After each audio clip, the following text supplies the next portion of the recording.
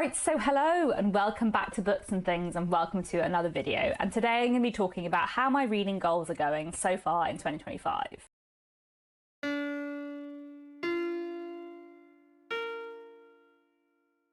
So I definitely feel like the progress in my reading goals has been mixed so far this year. Some of it quite bad, some of it quite good. So let me tell you about that. So I think today I will do, a few stats of my 2025 reading so far, then, a look back at my sort of major goals for the year, and then a quick look at my big goal spreadsheet. And then I'm also going to talk briefly about my favorite books of the year so far, of which I have just picked out two.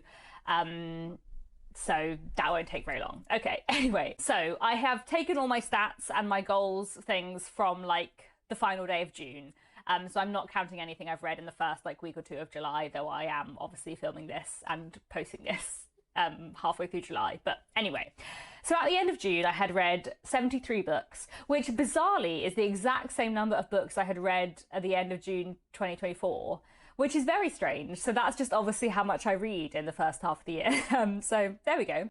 Out of those 73 books, 25 of them are classics and 48 of them are contemporary, which is definitely a much bigger bias towards contemporary than I usually have in my reading. But I do know that I tend to have a more contemporary first half of the year and a more classics heavy second half of the year, partly because of various reading projects like Jane Austen July and Victober tend to bring a lot more classics into the second half of the year, and reading along with the Walter Scott Prize for historical fiction tends to bring more contemporary into the first half of the year. So I'm not hugely concerned about that ratio, but it's definitely not my ideal ratio. Really I want to be reading 50-50 classics and contemporary, so I have to make sure I prioritise classics more in the second half of the year. Also, of those 73 books, 50 of those books were by British authors and 23 were by authors from other countries, which means I'm definitely reading more internationally this year, which is good. That was one of my sort of goals for the year. 10 out of the 73 books I've read have been in translation, which is about 14%. So on the one hand, that isn't a massively high number, but on the other hand, I think in 2024 I read 8% in translation, so that is quite a big jump, which is good because, again, one of my goals for this year. I think that's all I'm going to do on the stats, but I thought it would be fun and useful to go through the stats very quickly before I talk about my goals, because they're kind of related to that, I suppose. So I have three big reading goals for 2025, and my idea of having these three big goals was to really focus on these. I have a goals spreadsheet as well, which I'll talk about in a second, but the main focus of this year is these three goals. So the first goal is to read the books that have been on my TBR for the longest. And at the beginning of the year, I picked out the 19 books that have been on my TBR for the longest. I think they were the books that have been on my TBR since before Christmas 2023, maybe? Anyway, I picked out the 19 books that have been on my TBR for the longest. And of those 19 books, at the midway point in June, I have read 8 of them. So I'm not quite halfway through, but I'm not that far off halfway through. I'm a little bit behind, but I'm not hugely behind, so I'm kind of relatively happy with that. I basically feel like I was doing really well on this goal January to April, and then May and June have just been very busy months, and months where there were a lot of things I wanted to read for particular reasons, and therefore my sort of long-term TBR books slightly fell by the wayside. In fact, actually, now that I'm thinking back on it, you know what it has been?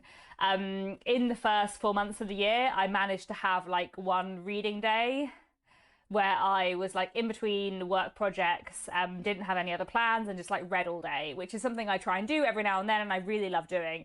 And I don't think I've had time to do that in either May or June, which is probably one of the reasons why I haven't ended up getting through my long-term TBR books, because I do think they tend to be books that I pick up sort of when I have a bit more dedicated time to read, and I haven't really had that in May and June just because work's been really busy. But I think the next few months should be a bit less busy, so hopefully I will get through some of those long-term TBR books. I also said, as a sort of side note to that goal, that I would like to try and keep my overall physical TBR to below 50 books, but that wasn't as important a goal to me. And it's probably just as well that's not a very important goal to me, because I did just count my physical TBR, and it currently is at 77 books, which is, quite a lot more than 50 and quite a lot more than I would like. On the one hand, I'm not too concerned about having a big TBR, and I definitely feel I've been trying to curate my TBR a bit more. I've been trying to make sure that my TBR is a bit more varied, because I feel for a long time, my physical TBR was always like really, really dominated by historical fiction by British authors, which is something I read a lot of and something I love. And obviously, like, I'm a UK historical fiction writer, so that is also like the market that I'm in. So I do always want to keep reading historical fiction by British authors, but I also wanted my physical TBR to be kind of more varied, and I definitely feel like my physical TBR is a bit more varied now, which is nice, but it is also a bit unmanageably large for me. I appreciate that for many people having like 200, 300, 1,000 books on their physical TBR is fine, but I think like for some people their TBR is a library and therefore they're never stressed by the size of it, but for me my TBR is a to-do list, and therefore I'd like it to be under 50 books. And I also feel like if I have a smaller physical TBR, I'm just more likely to like prioritize books I'm excited about. I don't know. Anyway, that's a ramble. I feel like I've gone on tangents about this kind of stuff before, but there we go. I will try and read some more books from my physical TBR in the second half of the year. My second big goal of the year is to finish reading all of Anthony Trollope's novels. And there are a couple of other things I want to read by him too. So at the start of the year, I had 9 novels left to read by him. 2 novels by him I wanted to reread because I hadn't read them since I was a teenager. And I also wanted to read one short story collection by him that I owned, and his autobiography. So 13 works by Anthony Trollope in total. If you don't know, Anthony Trollope is an amazing Victorian author, one of my absolute favourite authors of all time. He wrote 47 novels, and I would like to read them all, and I am getting there. So far in 2025, I have read the short story collection and I've read one of the reread books, but it was the much longer one of the reread books. And then I've also read 3 new to me Anthony Trollope novels. So I have 6 novels by him left to read, plus the autobiography, plus the other reread, which I definitely think I can do by the end of the year. I mean, basically, if nothing else, I might just read a lot of Anthony Trollope in Victober, but I'm also kind of hoping I'll read quite a lot of Anthony Trollope in August and September, so we'll see. I think I probably will finish reading all of Anthony Trollope's novels by the end of the year, but I think maybe I won't get to his autobiography by the end of the year. And I also think, like, I had always said I wanted to read all of his novels by the end of the year, but I think in my head, I thought to myself, maybe I'll have finished reading them all by October and then I can make lots of amazing Anthony Trollope content. And I think I'm probably not going to finish reading all of them in October, but you never know.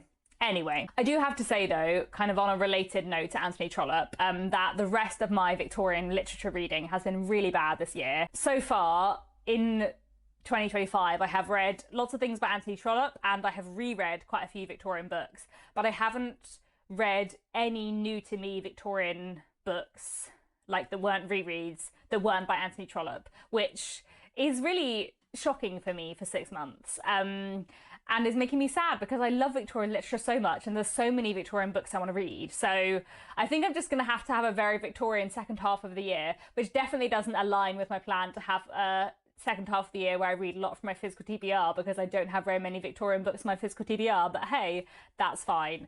I never take goals very seriously. I do like a challenge. Then my third big goal for 2025 was to read more internationally. I said I wanted to read from 30 countries over the course of the year and to read 20% in translation, but like knowing that 20% in translation was quite a big stretch for me and that I probably wouldn't achieve it. So I think I'm doing pretty well towards this goal. Like I said, I have read 14% in translation in the first half of the year, which obviously is a lot less than 20, but also a lot more than I read last year and is still kind of not a terrible figure for me. And I have read 16 countries, so more than half of the 30, but obviously that does include countries I read from quite often without prompting, like the UK, the US, Ireland, Japan. But I have nonetheless read from quite a few other countries who I don't read from all that often, so that's exciting.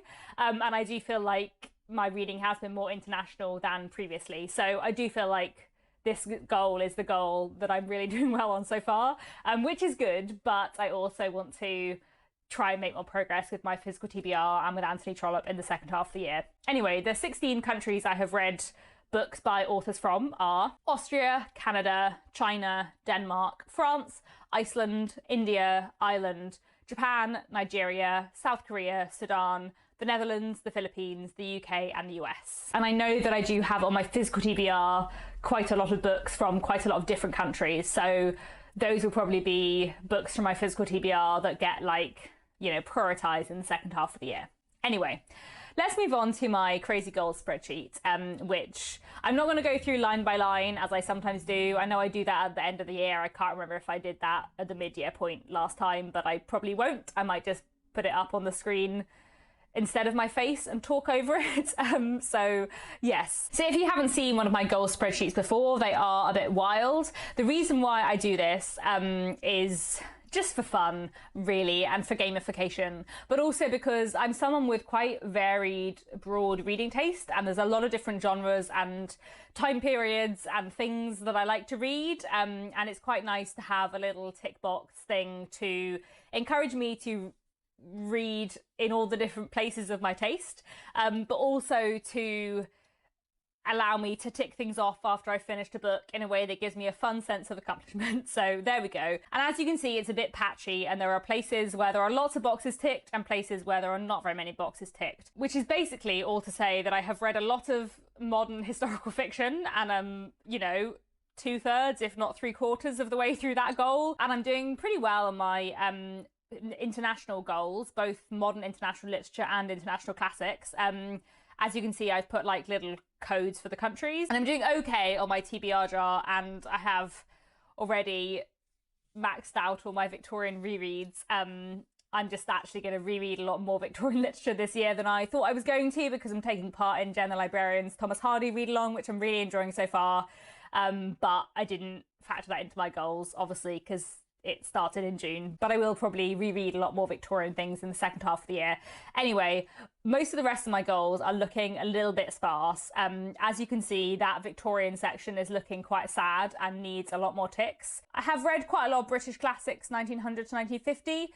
I haven't ticked off anything from before 1837, but that will change by the end of Jane Austen July quite significantly, so I don't mind that. Quite a lot of my modern fiction sections are looking relatively full, but my not a novel section is looking very sparse indeed. I have read a lot of novels this year and not much else. I haven't read a single play so far in 2025, which makes me really sad. I'm sure I will in the second half of the year, but yes, I haven't made much progress here, and I've had a lot less variation in form than I like to have in my reading, so that definitely will shift, I hope, in the second half of the year, and I need to make more of a conscious effort to picking up things that aren't novels. I also haven't ticked off many things from my From series prompt, although I will say that I haven't been allowing myself to use Agatha Christie books for this prompt. I have actually read a ton of books from the Poirot series this year, but because I know that I will continue with that series without prompting, I therefore haven't allowed myself to tick anything off. But I feel like if I am not making much progress in this goal by the end of the year, I might at some point break that rule and tick off some things in here with some Poirot books. But anyway, so there we go. The goal spreadsheet is looking a little sparse in places, but you know, that's okay. I will hopefully fill it out in the second half of the year. Then the final thing I wanted to do today is just quickly mention a couple of my favourite books of the year. I have read lots of fantastic books so far this year, which I know will make it onto my favourite books of the year video, but there are two which are competing for the top spot, by which I mean there is one favourite contemporary of the year so far and one favourite classic of the year so far, so I thought I would just quickly talk about them. Not for long, because I have spoken about them both before, and I need to make an individual book review of the classic, which I just read, but my two favourite books of the year so far have to be Glorious Exploits by Ferdia Lennon and The Well of Loneliness by Radcliffe Hall, both of which are fantastic. Very different books, but both so wonderful and rich and fascinating books that I've been thinking about ever since I read them. I actually listened to both of these on audiobook, though I have since bought myself a physical copy of The Well of Loneliness, and I will, I'm sure, before the end of the year, buy myself a physical copy of Glorious Exploits, just because when I really love a book, I like to have a physical copy. So let's start off by talking about Glorious Exploits. I do have a full review of this, well, a review of it and one other book, so I'll leave that video linked down below. But I just thought Glorious Exploits was incredible. It is a historical novel set in ancient Sicily, shortly after the Peloponnesian Wars. After Athens have been defeated in their invasion of Sicily, we're following two out-of-work Sicilian potters who spend their days visiting the Athenian prisoners of war in the quarry just out of interest. But one of them is obsessed with Athenian theatre, so they decide they're going to use these prisoners to put on a play. And it's really fantastic. I don't even know where to begin with Glorious Exploits. It's so good. It's so well written. It's so well crafted. The characterization is so complicated and so great. Like Lampo, the narrator, sometimes you're so frustrated with him. I feel like it would have been really easy to write Glorious Exploits in a way where Lampo was a much more likable character. And sometimes he is so likable, but sometimes he lets himself down. And the balance of humour and incredibly dark themes was so well done. And I also love the kind of narrative voice of it. So Ferdia Ledden is an Irish writer, and Glorious Exploits is a very Irish book in many ways. Lampo's narrative voice makes use of a lot of Irish slang and Irish turns of phrase, and why shouldn't it? Because they're all speaking ancient Greek anyway. Because of that narrative voice, I would especially recommend the audiobook, which Ferdia Ledden reads himself and is just absolutely amazing.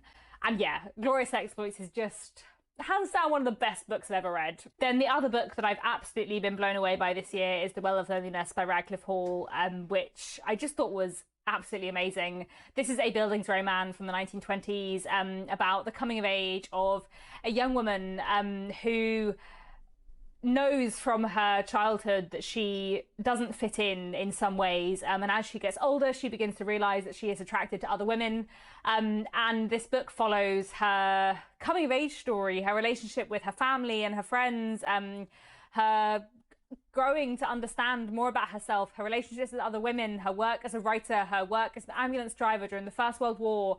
There's so much in this book that is so rich, and I loved the themes of this book and the social history present within this book. I think I said this in my most recent wrap-up, but like, I have been wary about reading this book for ages because I knew it was a sad book, but it's not like wallowing sad, it's angry sad. The book is so angry about how the protagonist of this book is treated, and I thought that was perfect, and I just loved it. So there we go. Those are my two favourite books of the year so far. I have read many fantastic things that I'm sure will be in my top books of the year, but those two are the absolute standouts. So there we go. That is a relatively quick, I hope, goals check-in. Do let me know down in the comments how your reading goals are going. What have your standout books been so far in 2025? That's all from me. Thanks very much for watching, and I'll be back very soon with another bookish video.